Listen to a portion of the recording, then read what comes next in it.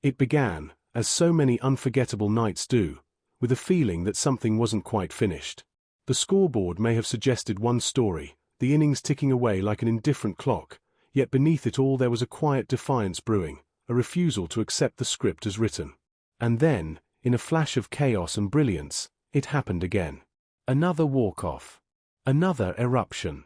Another message fired straight across Major League Baseball like a thunderclap that refused to fade. Welcome back to the Blue Jays Report, where tonight we unpack a game so wildly unpredictable, so emotionally charged, that it felt less like sport and more like theater at its most dramatic. There is something almost mythical about a team that simply refuses to lose, and that is precisely what the Blue Jays are becoming. Not just winners, but survivors of their own adversity, architects of comebacks that feel both improbable and inevitable all at once. 2 games into the season, 2 walk-off victories, and already the echoes of last year's resilience are ringing louder than ever.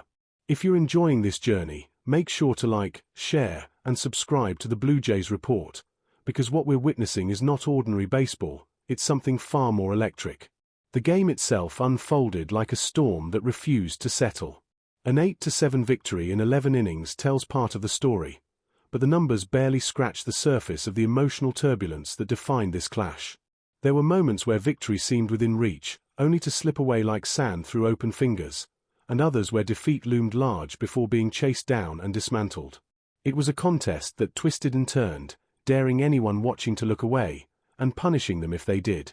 At one stage, the Blue Jays found themselves staring down a daunting deficit, trailing 6-2 after a brutal sequence that felt as though fate itself had turned against them. Baseball, in its cruelest moments, can feel almost sentient, as though it takes pleasure in testing resolve. Mason Fluharty, struck twice by comebackers in a sequence that bordered on the absurd, became an unwilling symbol of that cruelty.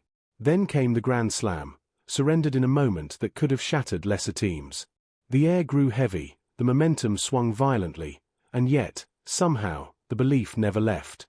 Because this is what defines this team. They do not panic. They do not fold. Instead, they chip away, patiently, deliberately, like craftsmen restoring something broken. A run here, another there, each one a quiet act of rebellion against the narrative that had begun to form. And before you knew it, the gap had closed, the tension had returned, and the stadium once again held its breath in anticipation of something extraordinary. And then came the moment that will live long in the memory. The 9th inning, where hope either fades or ignites. Alejandro Kirk stepped up, carrying not just a bat, but the weight of the game itself. The pitch came in, and in that split second, time seemed to hesitate.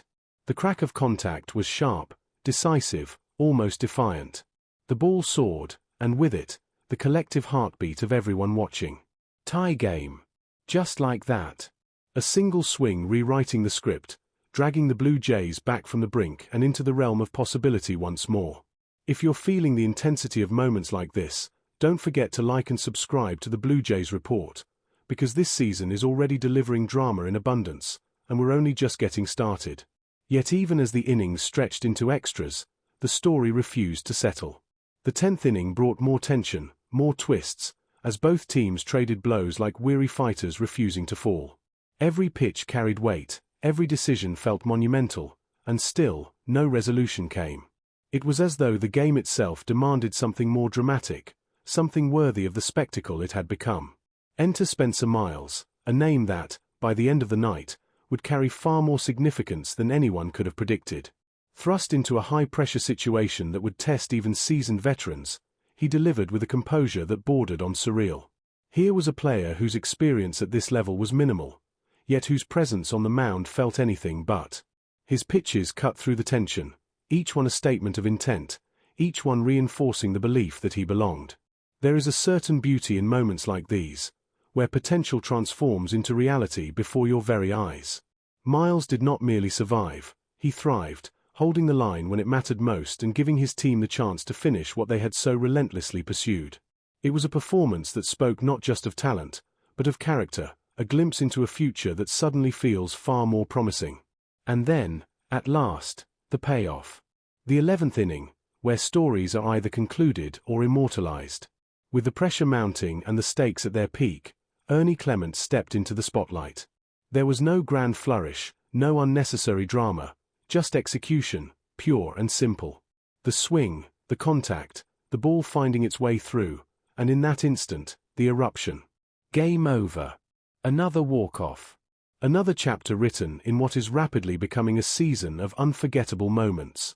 But amidst all the chaos and celebration, one figure stood tall as the foundation upon which this victory was built: Dylan Cease.